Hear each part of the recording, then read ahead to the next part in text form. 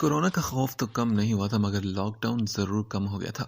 جیسے lock down ختم ہوا تو سارے لوگ مارکیٹوں میں نظر آنے لگے۔ دن رات ٹی وی پر بریکنگ نیوز چلتی رہی، کوئی حکومت کو بلیم کرتا، کوئی اور حکومت والے سندھ حکومت والوں کو بلیم کرتے، اور پھر ڈاکٹر یاسمین نے بڑا انکشاف کر ڈالا کہ ہماری عوام ہی جاہل ہے۔ چلو جی، آپ میں اور عنایت خاتون یعنی کہ جاہل ہیں، اور ہمیں پتہ ہی نہیں کہ ہم لوگ جاہل ہیں۔ Thank you doctor Yasmin. Array corona سے جان چھڑوانے کے لیے نہیں، کورونا تو شاید جان چھوڑے ہی نہیں، ہمیں ہماری پہچان بتانے کے لیے کہ ہم جاہل ہیں۔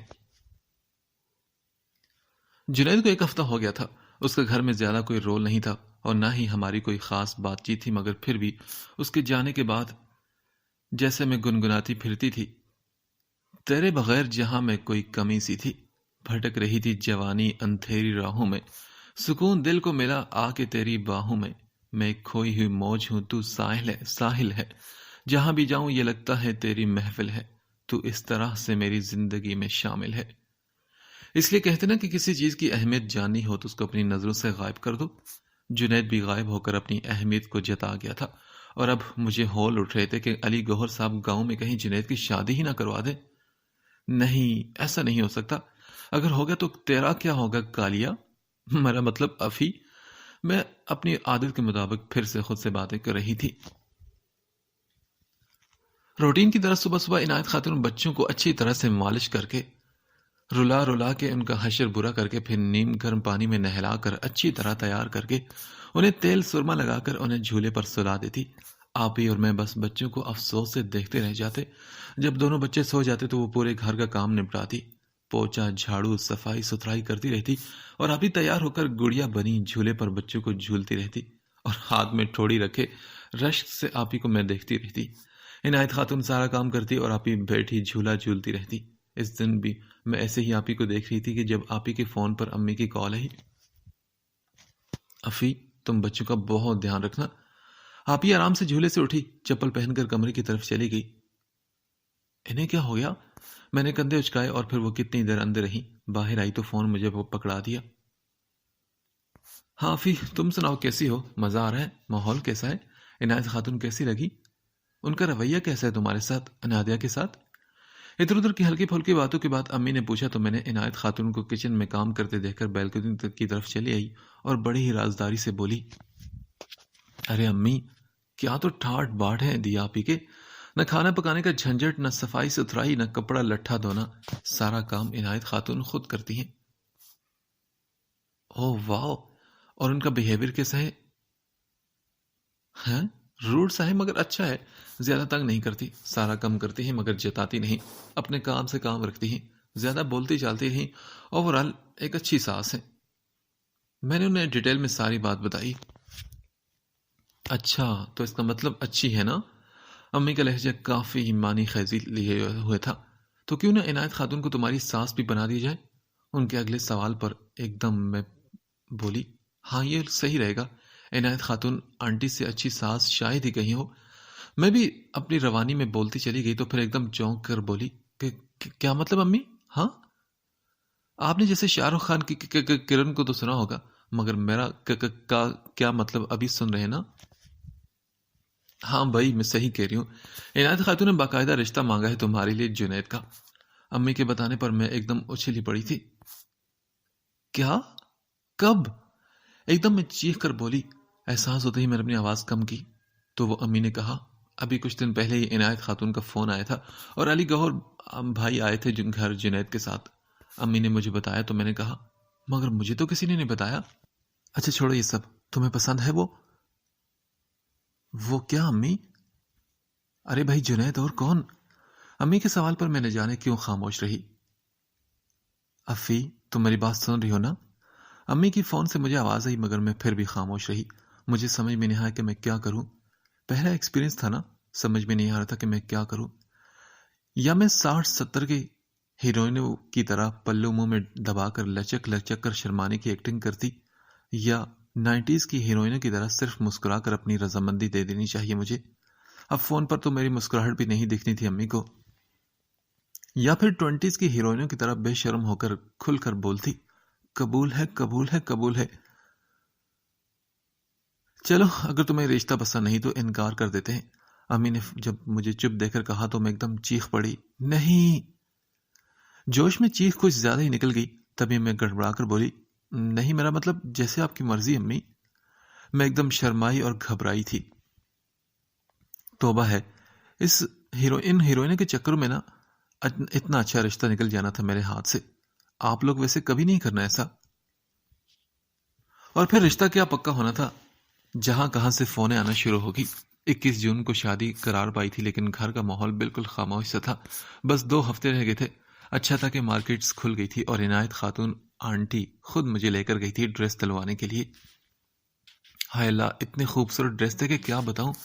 ایک میرون کلر کا ڈریس تھا، پورے 2 لاکھ کا۔ مجھے تو وہی ڈریس پسند آیا، بلڈ ریڈ کلر کا، خوبصورت گولڈن کام والا۔ وہ ڈریس پہن کر میں کتنی پیاری لگتی۔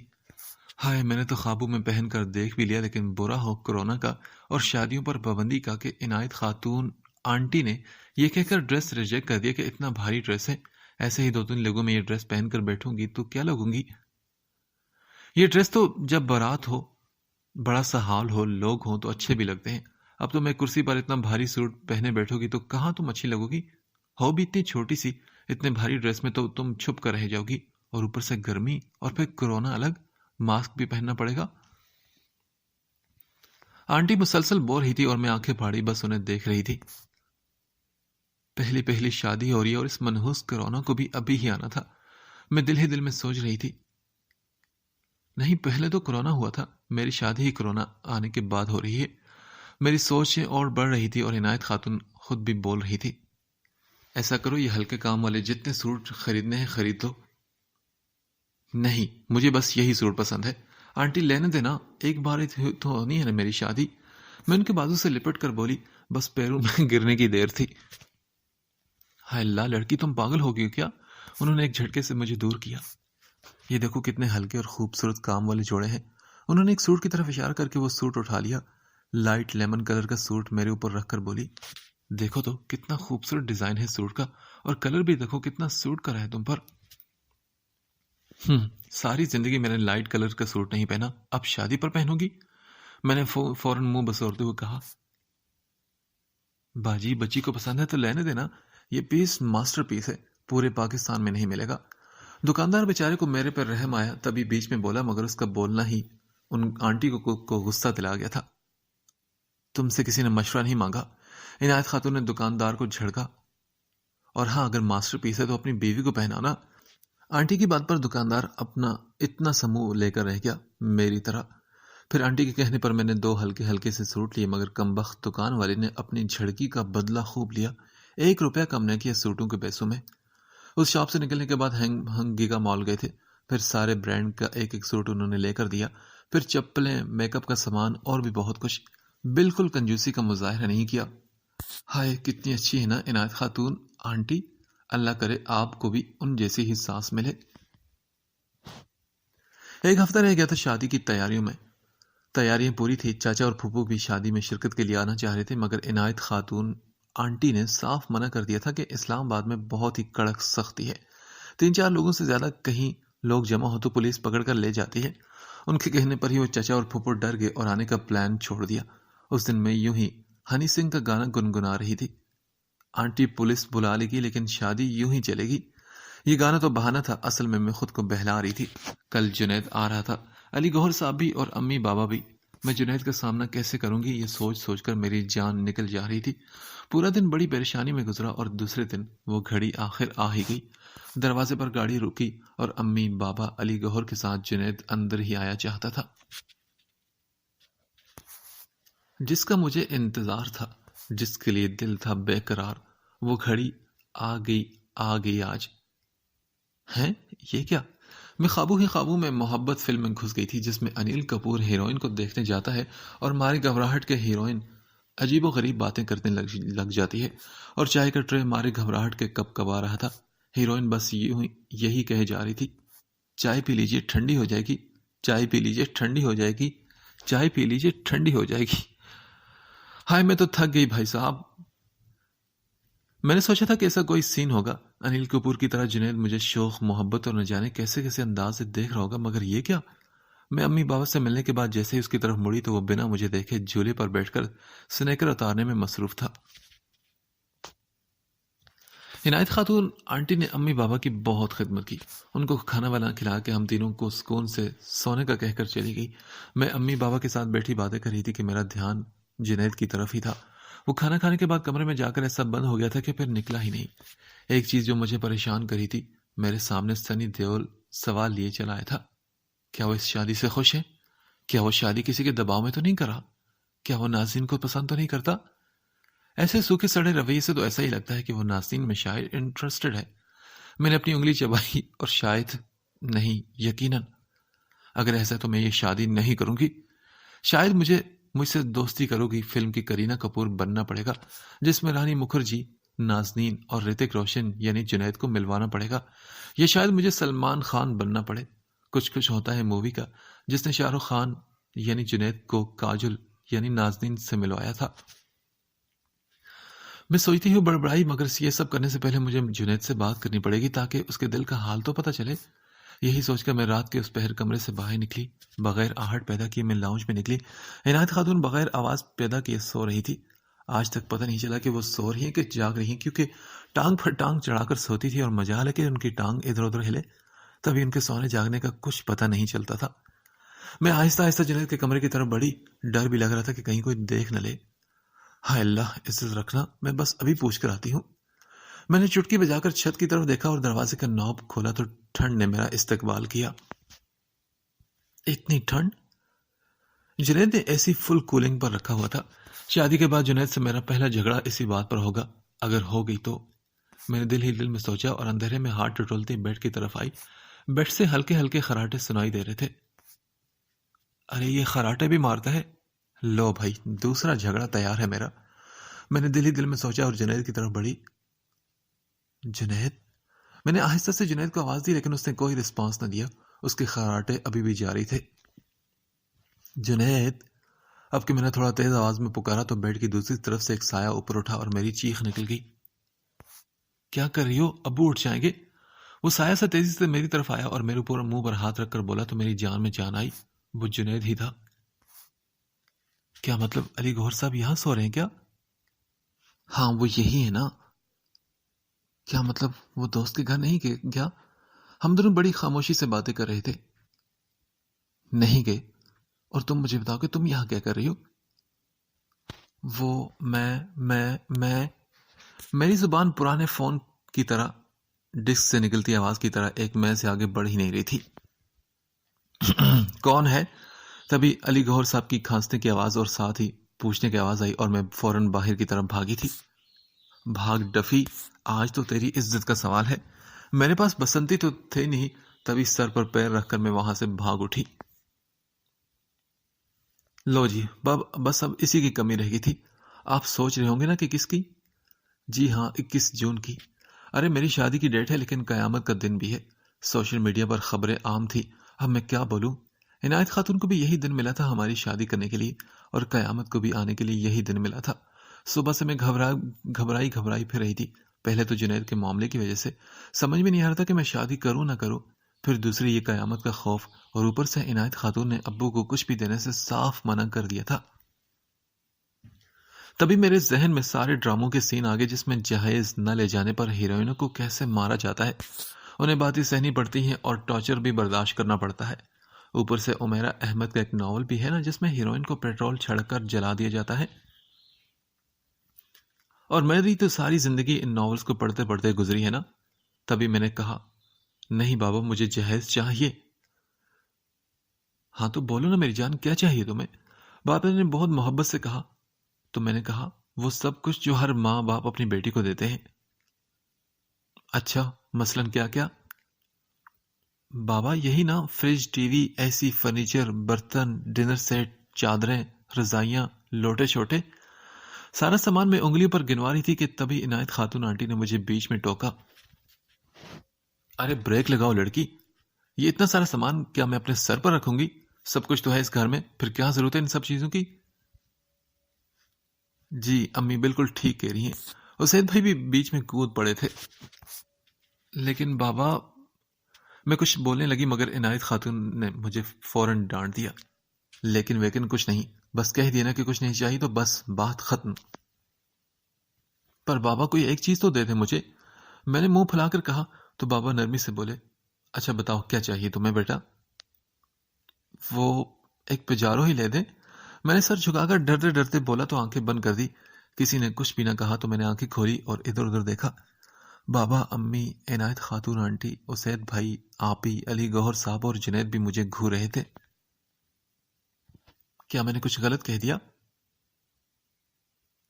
تم پاگل ہو گئی ہو؟ پجارو چاہیے تمہیں؟ کوئی ضرورت نہیں بھائی صاحب. عنایت خاتون آنٹی مجھے گھور کر بولی اور ساتھ ہی بابا سے بھی انہوں نے کہا. تبھی بابا نے کہا، ٹھیک ہے، میری بیٹی کو پجارو ملے گی اور کوئی کچھ نہیں بولے گا. 2 ہی تو بیٹی ہیں میری، اتنا زیادہ خرچہ بھی نہیں کرواتی، اس لیے اس کی یہ خواہش میں پوری کروں گا. بچپن سے ہی سے پجارو کا شوق تھا، اپنی بیٹی کے لیے آج ہی پجارو لے آئیں گے. چلو جنید. بابا تو باقاعدہ اٹھ کھڑے ہوئے تھے تو میری تو بتیسی باہیں نکلنے کو تیار تھی. میرے اچھے سے بابا، بات سنیں، وہ نیو ماڈل ہونا چاہیے، وائٹ کلر کی ہو، شیشے بلیک ہو اور آٹومیٹک ہو. میں ان سے لاٹ سے لپٹی بول رہی تھی. پجارو کو رسی سے باندھ کر بگی کی طرح دوڑاتی پھرنا پھر تم، کیونکہ گاڑی چلانا تو تمہیں آتی نہیں اور میرا جنید تمہاری گاڑی کا ڈرائیور بالکل نہیں بنے گا.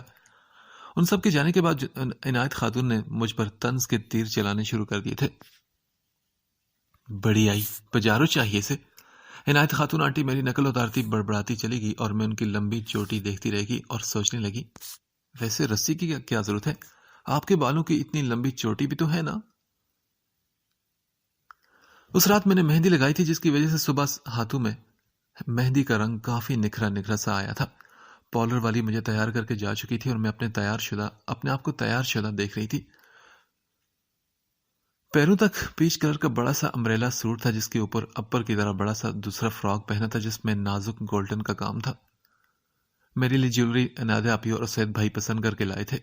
وہ سب پہنے ہوئے میں خود کو آئینے میں گول گول گھوم کر دیکھ رہی تھی اور ساتھ ہی خوش بھی ہو رہی تھی.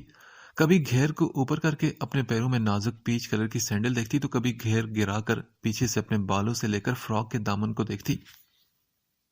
قسم سے میں بہت خوبصورت لگ رہی تھی. سچی مجھے تو عنایت خاتون آنٹی کی چوائس بڑی اچھی لگی تھی.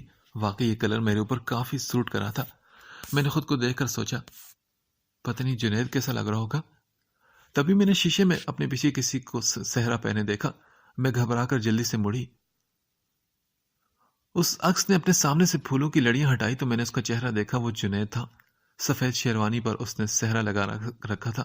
میں نے اوپر سے نیچے تک اس کا جائزہ لیا اور جیسے ہی میری نگاہیں نیچے گئی تو اورنج کلر کا شارٹ دیکھ کر فوراً میں نے لاہور پڑا اور تبھی اس کا وہ خیال میرے دماغ سے ہٹ گیا. شادی میں دولہے ایسے تیار ہوتے ہیں. تبھی عنایت خاتون آنٹی اور امی اندر چلی آئی تھی. ماشاءاللہ ماشاءاللہ کتنی پیاری لگ رہی ہو.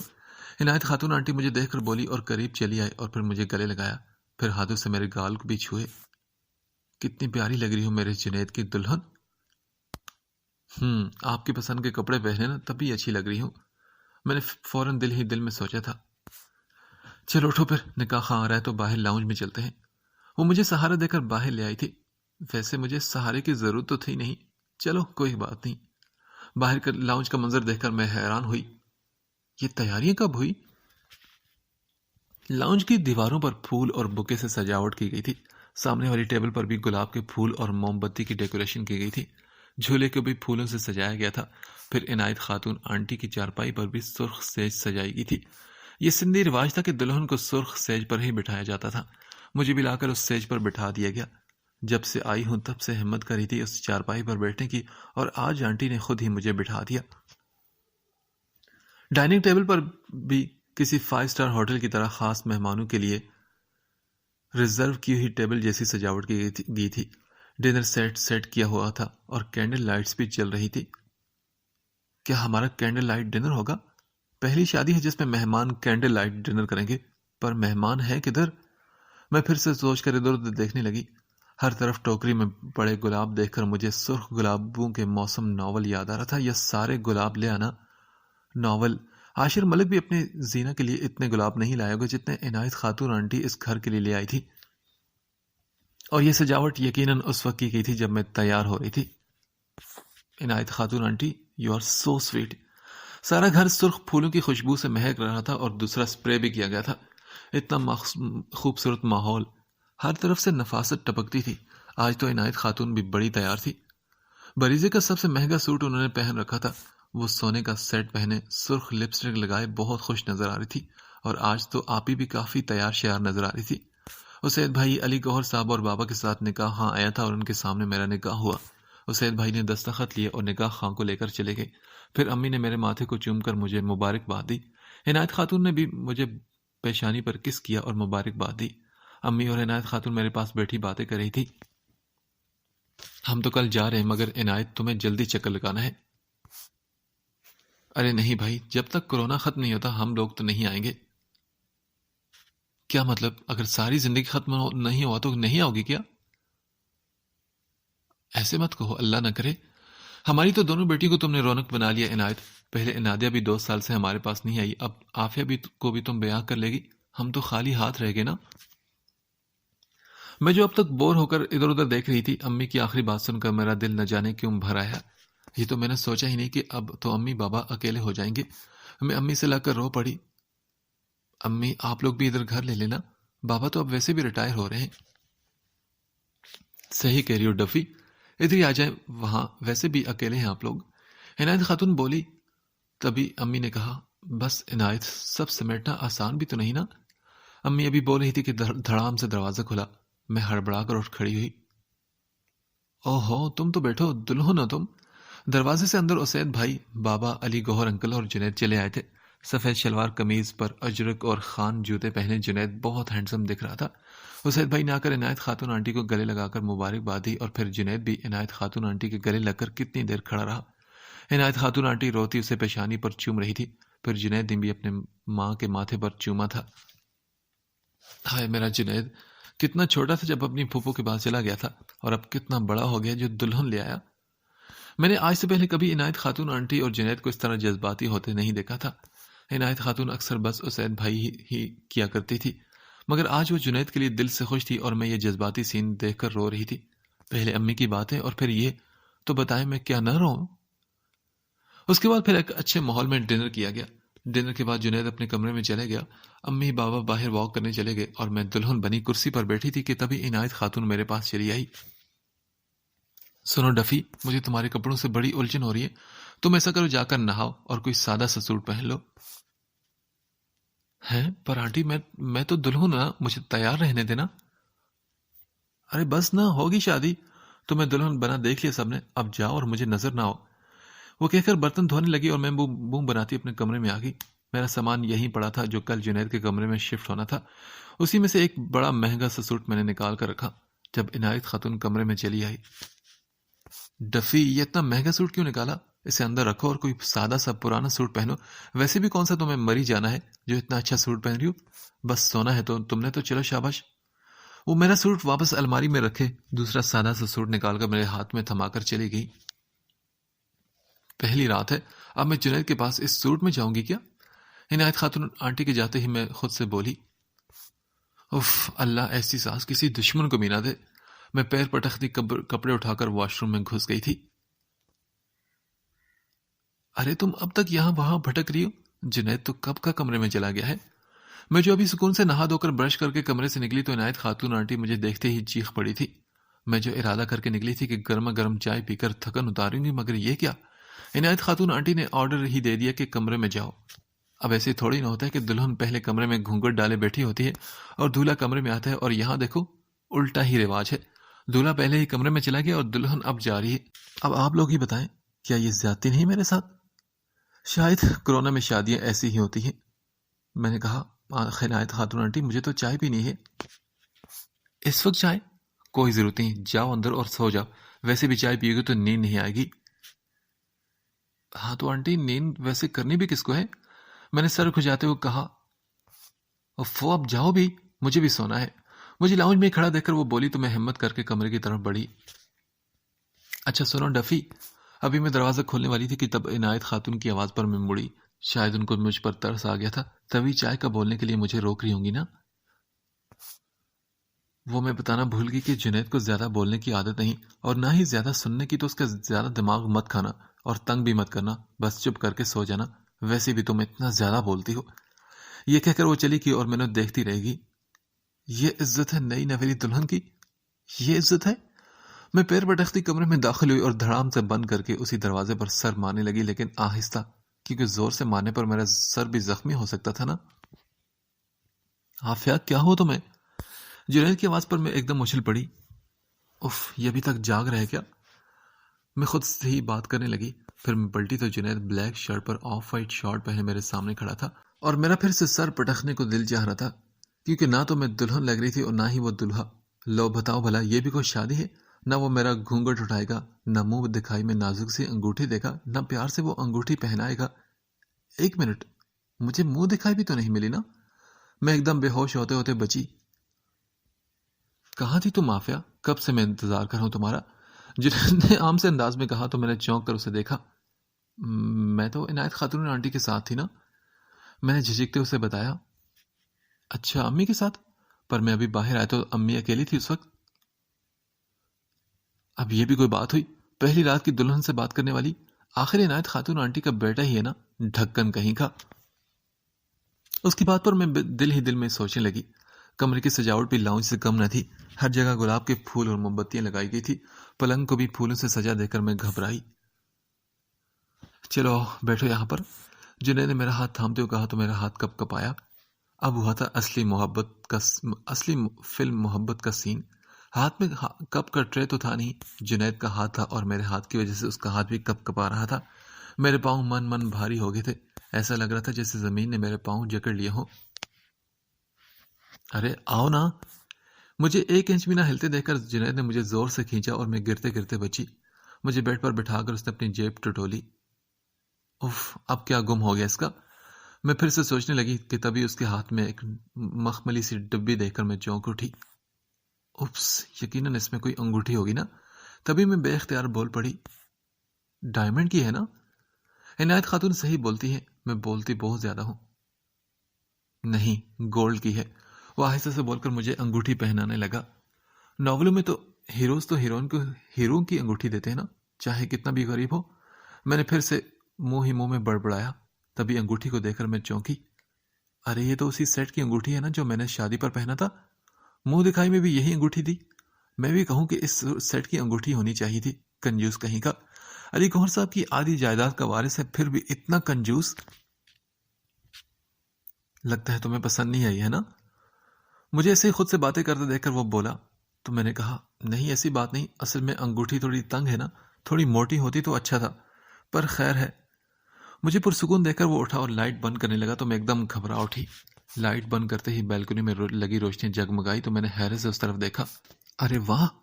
میں بیڈ سے اترتی بالکنی کی طرف آ گئی اور دروازہ کھول کر ان لائٹس کو دیکھنے لگی۔ جنید بھی میرے ساتھ چلا آیا۔ یہ کب لگوائی؟ یہ پھولوں کی سجاوٹ، یہ لائٹنگ، یہ سب میں نے کروائی ہے جب تو میں پارلر والی تیار کرنے آئی تھی۔ کیا سچ میں یہ سجاوٹ آپ نے کروائی ہے؟ مجھے تو لگا کہ عنایت خاتون آنٹی نے کروائی ہوگی۔ ارے نہیں، وہ تو اس سب کے خلاف تھی۔ اصل میں اسید بھائی کو الرجی ہے نا پھولوں سے، تبھی وہ منع کر رہی تھی۔ پر یہ اچھا ہوا کہ اسید بھائی نے ماسک پہنے رکھا جس سے ان کی بچت ہوگی، اور تمہارے آتے ہی انہوں نے ساری ڈیکوریشن اٹھا کر ڈسٹ بن میں پھینک دی ہوگی۔ تو پھر یہ ساری سجاوٹیں، یہ سب آپ نے کیے ہیں؟ میں نے حیرانگی سے کہا تو وہ بولا، ہاں یہ سب میں نے کیا ہے۔ اچھا، کس خوشی میں کیا ہے سب؟ تمہارے ساتھ شادی کرنے کی خوشی میں۔ آپ خوش ہیں نا؟ آف کورس، بہت خوش ہوں۔ تو پھر وہ نازنین کے ساتھ کیا سین تھا آپ کا؟ ہیں؟ کون سا سین؟ وہ حیران ہو کر بولا تو میں نے کہا، ارے وہی شاپنگز، وہ لانگ ڈرائیوز، وہ باتیں، وہ ملاقاتیں، اور وہ نازنین کا راتوں کو اٹھ کر غائب ہو جانا، وہ سب کیا تھا؟ ارے نہیں، وہ تو حارث کے رونے کی وجہ سے تنگ ہو کر اٹھ کر باہر لاؤنج وغیرہ میں آ کر سو جاتی تھی، اور میں تو نازنین کو اپنی بہن سمجھتا ہوں۔ اس کے ساتھ کچھ عرصے رہا ہوں تو اسے اپنی بہن کی طرح ہی ٹریٹ کرتا رہا ہوں۔ اچھا بہانہ بنا لیا آپ نے۔ بہانہ نہیں، سچ ہے یہ، کیونکہ میں نے تو اپنا دل 2 سال پہلے ہی اسید بھائی کی شادی میں ہی گرنے والی لڑکی کو سنبھالنے میں کھو دیا تھا۔ جنید کی بات پر میں نے چونک کر اسے دیکھا اور وہ دلکشی سے مسکرا رہا تھا۔ اچھا، اور وہ گرنے والی لڑکی کون تھی؟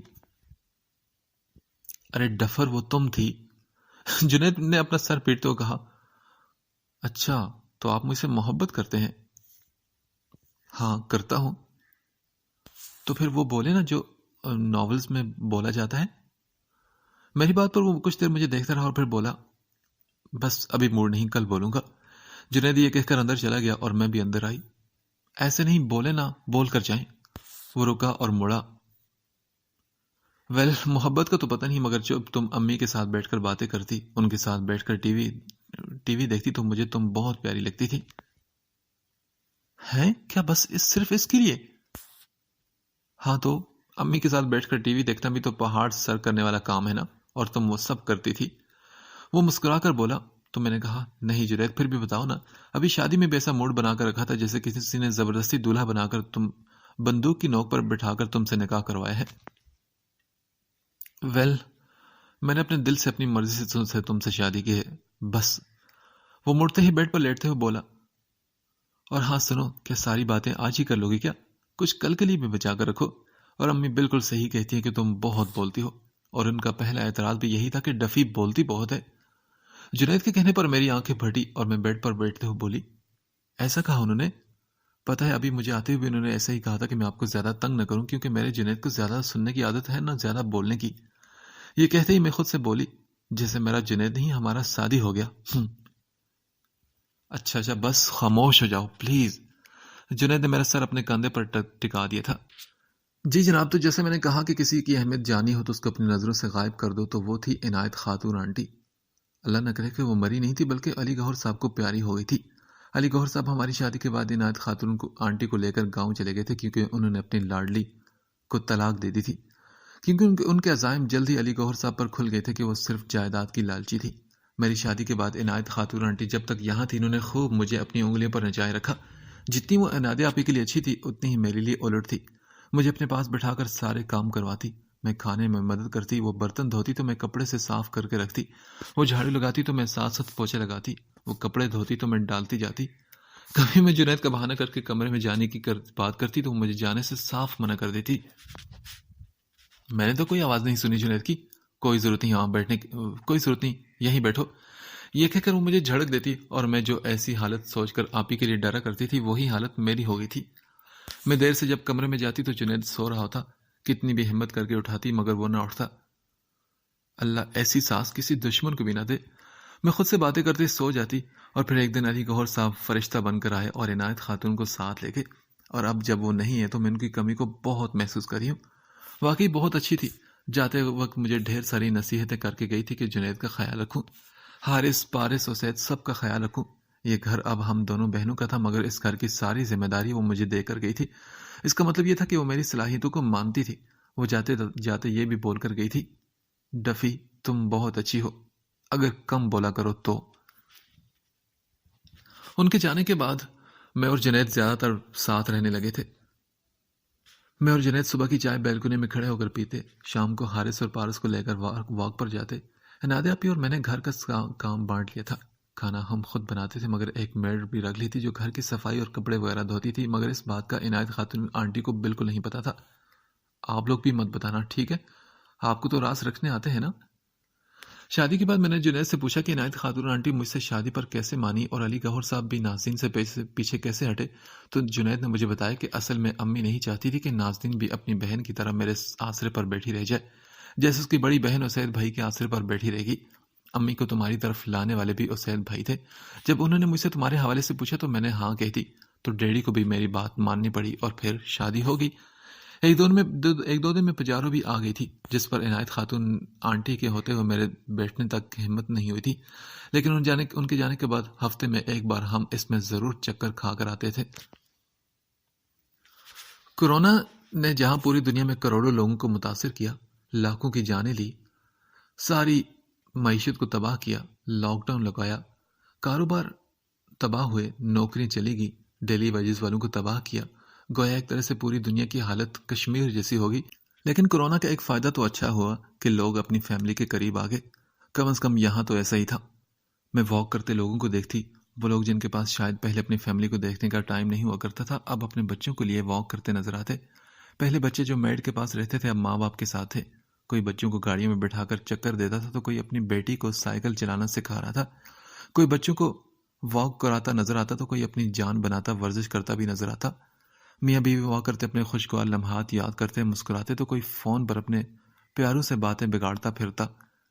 کورونا اب شاید جیسے ہماری زندگی کا ایک حصہ بن جائے گا، جیسے کینسر، نمونیا، ملیریا۔ شاید یہ بہت دور تک ہمارے ساتھ ہو، مگر اس سے احتیاط ہی ایک واحد حل ہے جو ہمیں اس سے بچا سکتا ہے۔ اور یہ کورونا میری زندگی میں بھی خوشگوار تبدیلی لایا ہے۔ اللہ کرے آپ سب کے لیے بھی یہ بہتر ہو، جیسے میرے لیے یہ جنید کو لے کر آیا تھا، جیسے عنایت خاتون آنٹی کو لے کر آیا تھا۔ اللہ آپ سب کو عنایت خاتون جیسی ساس دے اور جنید جیسا شوہر۔